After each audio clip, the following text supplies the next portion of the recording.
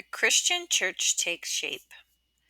The Christian religion is one of the most important legacies of ancient Rome. Christians are followers of Jesus Christ, who was put to death on a Roman cross in the 1st century CE. Christians believe that Christ was the Son of God, that God sent him to earth to save people from their sins, and that he rose from the dead after his crucifixion. Initially, the Romans persecuted Christians for their beliefs, yet the new religion continued to spread. In 313, the Emperor Constantine issued a decree that allowed Christians to practice their religion freely. In 395, Christianity became the recognized religion of the Roman Empire. At the start of the Middle Ages, all Christians in Western Europe belonged to a single church, which became known as the Roman Catholic Church. After the collapse of Rome, the church played a vital role in society. In part, it was one of the few ties that people had to a more stable time. The church provided leadership and at times even organized the distribution of food. Monasteries, or communities of monks, provided hospitality to refugees and travelers. Monks also copied and preserved old texts, and in this way helped keep learning alive. The spread of monasteries and the preaching of missionaries helped bring new converts to the Christian faith. Over time, church leaders in Western Europe developed an organization that was modeled on the structure of the old Roman government. By the High Middle Ages, they had created a system in which all members of the clergy had a rank. The Pope, who was the Bishop of Rome, was the supreme head of the Roman Catholic Church. He was assisted and counseled by high-ranking clergymen called cardinals. Cardinals were appointed by the Pope and ranked just below him in the church hierarchy. Archbishops came next. They oversaw larger important areas called archdioceses. Below them were bishops, who governed areas called dioceses from great cathedrals.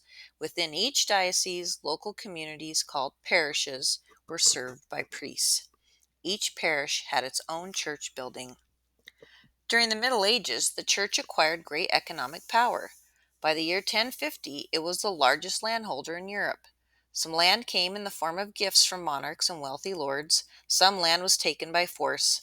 The medieval church added to its wealth by collecting a tithe or tax. Each person was expected to give 1/10 of his money, produce, or labor to help support the church. The church also came to wield great political power.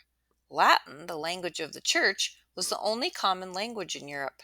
Church officials were often the only people who could read. As a result, they kept records for monarchs and became trusted advisors. At times, the church's power brought into conflict with European monarchs. One key struggle involved Pope Gregory VII and Henry IV, the Holy Roman Emperor. Gregory was elected pope in 1073. An ambitious leader, he undertook several reforms, such as forbidding priests to marry and outlawing the selling of church offices. He also banned the practice whereby kings could appoint priests, bishops, and heads of monasteries. Only the Pope, said Gregory, had this right. Gregory's ruling angered Henry IV. Like rulers before him, Henry considered it his duty to appoint church officials. He called a council of bishops and declared that Gregory was no longer pope. Gregory responded by excommunicating Henry. This meant Henry was thrown out of the church and therefore could not gain salvation. Gregory also said that Henry's subjects were no longer obliged to obey him. The Pope's influence was so great that Henry begged forgiveness and was readmitted to the church. For the moment, his action amounted to recognizing the Pope's authority, even over an emperor. But future rulers and popes would resume the fight over the rights of the church versus those of the state. Sacraments and salvation.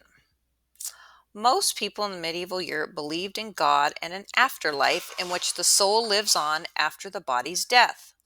The church taught that people gain salvation or entry into heaven and eternal life by following the church's teachings and living a moral life. Failing to do so condemned the soul to eternal suffering in hell. To believers, hell was a real and terrifying place. Its torments, such as fire and demons, were pictured in vivid detail in many paintings. The church taught its members that receiving the 7 sacraments was an essential part of gaining salvation. Sacraments were sacred rites that Christians believed brought them grace or a special blessing from God. The sacraments marked the most important occasion in a person's life. So let's look at the purple box here on page 34. Baptism is the first of the 7 sacraments. Confirmation, Eucharist, matrimony, holy orders, penance, and extreme unction. And baptism occurs once you are born. Confirmation is when you declare your belief in God and the church. The Eucharist is the part where you eat what represents the body and blood of Christ, so that is the bread and the wine. Matrimony is marriage. Holy orders, that is a man becoming a priest, which obviously not everyone does. Penance is where you confess your sins and you receive forgiveness. And extreme unction is a blessing that someone would receive typically when they are on their deathbed and they are anointed and blessed by a priest before they die. Pilgrimages and crusades. During the Middle Ages, religious faith led many people to perform extraordinary acts of devotion. For example, most Christians hoped to go on a pilgrimage at some point in their lives. Pilgrims traveled long distances to visit holy sites such as Jerusalem, where Jesus was killed, and Rome. They also visited churches that housed relics, such as the cathedral at Canterbury, England. Pilgrims went on these journeys to show their devotion to God as an act of penance for their sins or in hopes of being cured of an illness. A pilgrimage required true dedication because travel was difficult and often dangerous. Most pilgrims traveled on foot because robbers were a constant threat. Pilgrims often band together for safety. Sometimes they even hired an armed escort. On popular pilgrimage routes, local rulers built special roads and bridges. Monks set up hostels, spaced a day's journey apart. Geoffrey Chaucer wrote a popular book of verse about pilgrims called the Canterbury Tales. Chaucer lived in England from about 1342 to 1400. His amusing tales are stories that a group of pilgrims tell to entertain each other as they travel to the shrine of St. Thomas Becket in Canterbury. Among Chaucer's pilgrims are a knight, a miller, a cook, and a prioress, who is the head of a convent or community of nuns. A second type of extraordinary service involved fighting in the Crusades. The Crusades were military expeditions to the land where Jesus had lived, where Christians called the Holy Land. During the 7th century, this part of the Near East had come under control of Muslims. Jerusalem, which was a holy city to Christians, Muslims, and Jews alike, became a Muslim city. Between 1095 and 1270, Christians in Western Europe organized several crusades to recover Jerusalem and other sites of pilgrimage. Some people went on crusades to seek wealth, some to seek adventure. Some went in the belief that doing so would guarantee their salvation. But many crusaders also acted from deep religious feelings. You learn more about the Crusades in Unit 2. Art and architecture. During the Middle Ages, most art was made for a religious purpose. Paintings and sculptures of Christ and Christian saints were placed in churches to help people worship.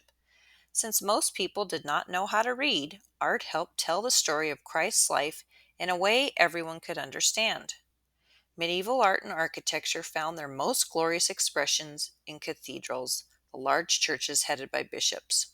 The word cathedral comes from the Latin word cathedra, meaning the throne upon which the bishop sat. Cathedrals were built to inspire awe. For centuries, they were the tallest buildings in towns. Often they were taller than a 30-story building today. Most were built in the shape of a cross, with a long central section called the nave and shorter arms called transepts. The cathedrals, built between 1150 and 1400, were designed in the Gothic style. Gothic cathedrals looked like they were rising to heaven. On the outside were stone arches called flying buttresses. The arches spread the massive weight of the roof and walls more evenly. This building technique allowed for taller, thinner walls and more windows. Gargoyles are a unique feature of Gothic cathedrals. Gargoyles are stone spouts projecting from the rain gutter of the roof. They were usually carved in the form of beasts. In medieval times, some people thought gargoyles were there to warn them that devils and evil spirits would catch them if they did not obey the church. The immense space inside a Gothic cathedral was lined with pillars and decorated with religious images. Beautiful stained glass windows let in colorful light. Stained glass windows are made from pieces of colored glass arranged in a design. The pictures on medieval stained glass windows often taught people stories from the Bible. Cathedrals were visible expressions of Christian devotion. They were mostly constructed by hand. On average, it took from 50 to 100 years to complete a cathedral, and in some cases, the work took more than 200 years. Education. During the Middle Ages, most schooling took place in monasteries, convents, and cathedrals. This pattern was established under Charlemagne, who encouraged the church to teach people to read and write. During his reign, scholars developed a new form of writing that helped make reading easier. Instead of writing in all capital letters as the Romans did, scholars began to use lowercase letters too. We still use this system today. In medieval times, the clergy were the people most likely to be educated. Most of the students in church schools were sons of nobles who were studying for careers in the clergy. They spent much of their time memorizing prayers and passages from the Bible in Latin. Starting in the 1200s, cathedral schools gave rise to universities. Students in universities studied Latin grammar and rhetoric, logic, geometry, arithmetic, astronomy, and music. Books at that time were hand-copied and rare, so teachers often read to students. Ancient texts were greatly respected in the universities, but the church was sometimes uneasy about them. The church taught people to be guided by faith. Ancient writers, like the Greek philosopher Aristotle, taught that reason, or logical thinking, was the path to knowledge. Church leaders feared that studying such writers might lead people to question the church's teachings. Thomas Aquinas, an Italian scholar of philosophy and theology, tried to bridge the gap between reason and faith. Aquinas greatly admired Aristotle. He saw no conflict between faith and reason because he believed that both were gifts of God. Reason, he believed, helped people discover important truths about God's creation. Faith, meanwhile, revealed its own truths about God. Aquinas wrote logical arguments in support of his faith to show how reason and religious belief worked together. For example, his concept of natural law stated that there was an order built into nature that could guide people's thinking about right and wrong. Natural law, he said, could be discovered through reason alone. Since God had created nature, natural law agreed with the moral teaching of the Bible. Aquinas' teachings brought ancient philosophy and Christian theology together. His teachings were later accepted and promoted by the church. Holidays. The people of medieval Europe looked forward to the many festivals and fairs that marked important days of the year. Most of these celebrations were connected in some way to the church. Almost every day of the year was dedicated to a Christian saint, an event in the life of Jesus, or an important religious concept. In fact, our word holiday comes from holy day. Two of the greatest medieval holidays were Christmas and Easter. Christmas is the day when Christians celebrate the birth of Christ. During the Middle Ages, Christmas celebrations lasted for 12 days. There were no Christmas trees, but people of all social classes decorated their homes with evergreens, holly berries, and mistletoe. On Christmas Day, they attended church. Then they enjoyed a great feast, which was often given by the Lord of the manor for everyone. Easter is the day when Christians celebrate the resurrection. In Christian belief, the resurrection is Christ's rising from the dead. For games, often the games involved eggs, a symbol of new life. Music, dancing, and food were all part of medieval holidays and festivals. People sang folk songs and danced to the music of wooden pipes and drums. They drank wine and ale, and they ate baked and fried foods. Other favorite holiday entertainment included bonfires, acrobats, and jugglers and dancing bears. Plays were also popular. During church services on special days, priests sometimes acted out Bible stories about the life of Jesus. By the 13th century, plays were often held outdoors in front of the church so more people could watch. In some English villages, mummers, traveling groups of actors, would give elaborate performances with masks, drums, and bells, and dances and make believe sword fights. Monks, nuns, and mendicants.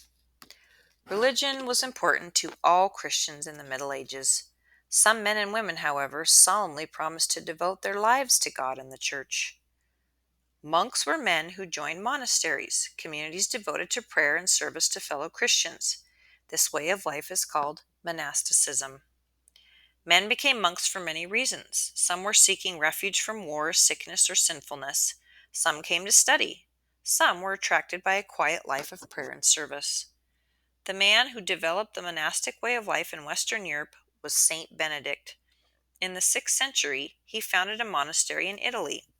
His followers became known as the Benedictines. They followed Benedict's rule or instructions. Benedictines made 3 solemn vows or promises: poverty, to own no property; chastity, which means never to marry; and obedience, to obey their leaders. Monks spent their lives in prayer, study, and work. They attended 8 church services every day. Other duties included caring for the poor and sick, teaching, and copying religious texts. Since most monasteries were self-sufficient, monks spent much of their time working.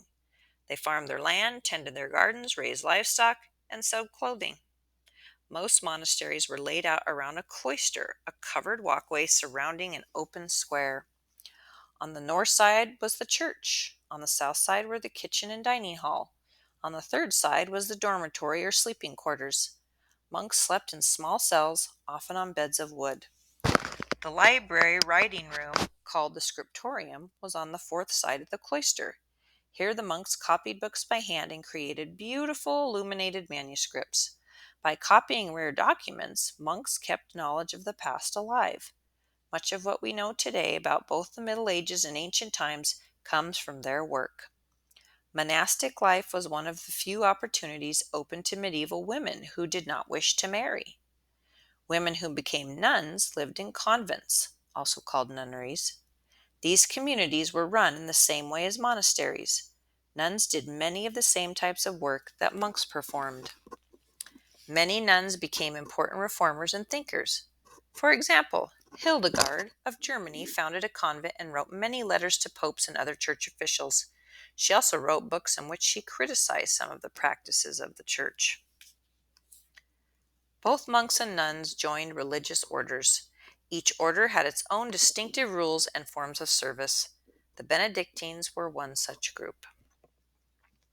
Some people wanted to live a religious life without the seclusion of the monastic orders. A famous example is St. Francis of Assisi. Francis was born to a wealthy Italian family, but he gave up his money to serve the poor. He founded the Franciscans, an order that is also called the Little Brothers of the Poor. Instead of living in monasteries, Franciscan friars traveled among ordinary people to preach and to care for the poor and sick. They lived in complete poverty and had to work or beg for food for themselves and the poor. For this reason, they were also called mendicants, a word that means beggar. With his friend St. Clare, Francis founded a similar order for women called the Poor Clares. Francis, who loved nature, believed that all living things should be treated with respect. He is often pictured surrounded by animals. To many people, his example of faith, charity, and love of God represents an ideal form of Christian living.